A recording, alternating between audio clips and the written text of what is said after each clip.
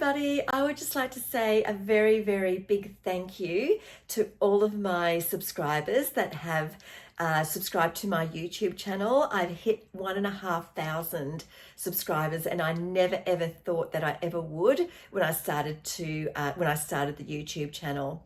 I am a first aid trainer. I do have my own business, First Aid Action, here in Australia, and I teach nearly every single day. But I just love giving my knowledge to people out there and to children. First aid is such an important skill to learn. You just never know when you might need to use it, whether it could be on your child or a family member, a work colleague, or a member of the public. You always feel really, really good about yourself being able to help other people. So thank you so much.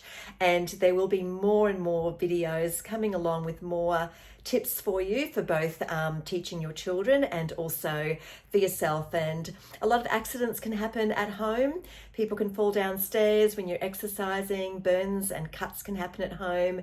Bites and stings. Here in Australia, we have a lot of nasty creatures, as you might have seen on one of my previous videos, especially snakes, now that we're coming into our summer months very shortly.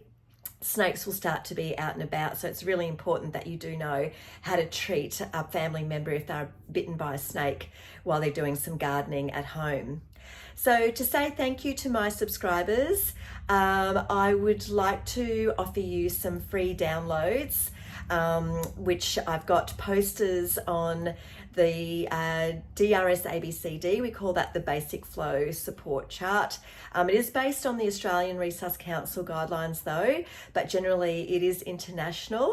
So check with your country what their action plan is, but it does generally apply. If it works in Australia, it works. It should work in any other country, but you are welcome to download it.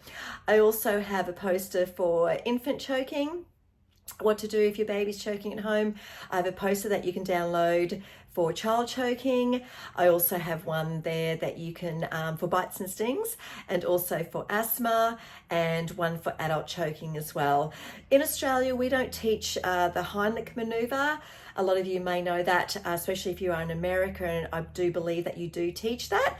Comment if I'm wrong, but we always see it on television. But we don't teach it here in Australia. So we do what we call back slaps and chest thrusts. So just check again with your first aid provider in your country, but that's what we do in Australia. So you are welcome to download these posters. All you need to do is you can just scan my WhatsApp contact and just let me know what your email address is, and I can email you a PDF copy of any of those posters for you. And more than welcome to do so. Or you can email me directly. My business email is info@firstaidaction.qld.edu.au, and more than happy to send those posters over to you as a thank you for being a subscriber. So anyway, just to finish off, people often ask me, should I have a first aid kit? Yes, you should have a first aid kit. You should have one in your home. You should have one in your car, in your caravan, in your backpack when you go out hiking or picnicking, because you just never know when you might need to use it, either on yourself, a family member, a friend, or perhaps maybe even a member of the public. This is a good size to have in your car. You can fit it under your seat, so it's not in the way, also in your caravan, can even fit in a backpack, although you probably would just have a bit of a smaller one than this one, but it's a good size one that I actually keep in my car. So the things that you would need to have in your first aid kit, because often a lot of first aid companies that sell first aid kits may be able to actually customize a first aid kit for you. So you can swap things out that you may not need, or you might need a few extra things in there, especially if you're hiking. You might want some extra bandages and triangular bandages in case a person gets bitten by a snake. You'll need a few bandages to do the pressure immobilization bandage, which you might have saw in one of my previous videos on bites and stings. So generally, what is in a first aid kit? Definitely a pair of gloves. You want to always protect yourself against infection. So a pair of gloves are in there. You've got varying dressings in here that you use to cover wounds with to prevent infection.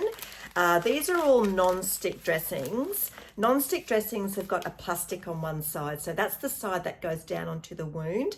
So you often use it for things like burns, because burns can often be quite weepy, and you don't want anything to stick to the burn, because when you go to take it off, it's going to take some good skin with it, cause it to bleed more. Even minor cuts and abrasions, so different non-stick dressings. You've got gauze in the first aid kit. A lot of people don't know what to use gauze for. Gauze is a very loosely woven fabric.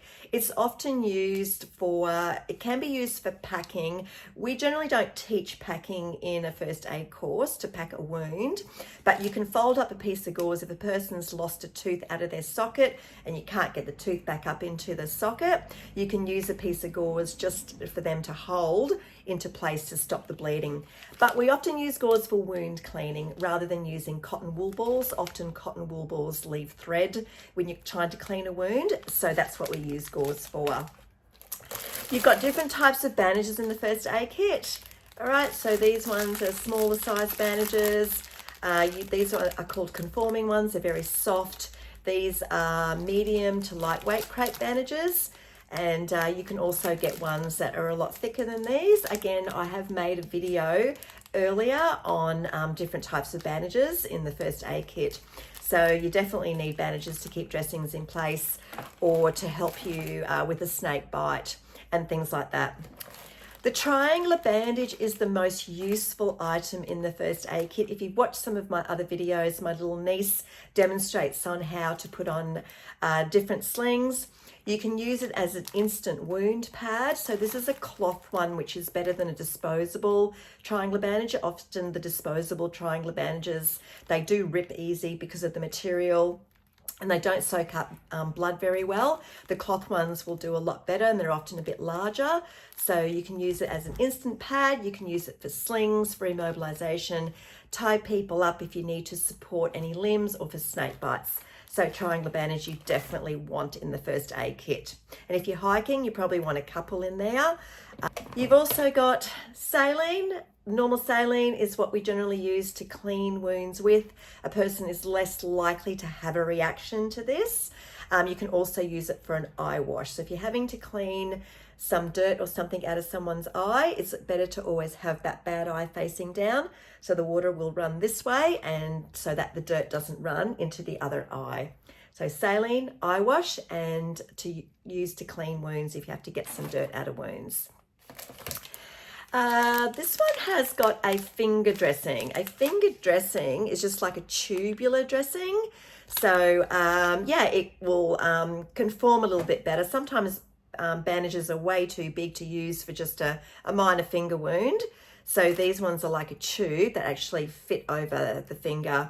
So yeah, I actually didn't know it was in there, but it's great that I've got it in there. You also want a pair of scissors if you need to cut anything away or you need to cut a dressing. Often first aid kits will come with little, these are splinter probes to get a little splinter out. We generally don't remove impalements, but a little splinter you might be able to very carefully get out. And also with a pair of tweezers. There's tape in here as well, okay, and alcohol wipes for any cleaning that you might need to do if you want to clean your hands if they're a bit dirty, you haven't got water available. All right, don't use alcohol wipes on wounds. The person will definitely let you know about it if they're awake because it will sting like crazy. All right, so make sure you have a first aid kit. Very, very important that you do. We're coming on to summer here in Australia. Lots of storms and floods can happen, lots of rain. So always be prepared for emergencies. Okay, but thank you to my subscribers and feel free to download the posters and just let me know your email address and we'll send them over to you as a PDF. You can download as an A4 or an A3 or even an A5. They're very colourful and good quality posters. But anyway, we'll see you next time and subscribe and like for more future first aid tips. Okay, have a good day everybody. Bye.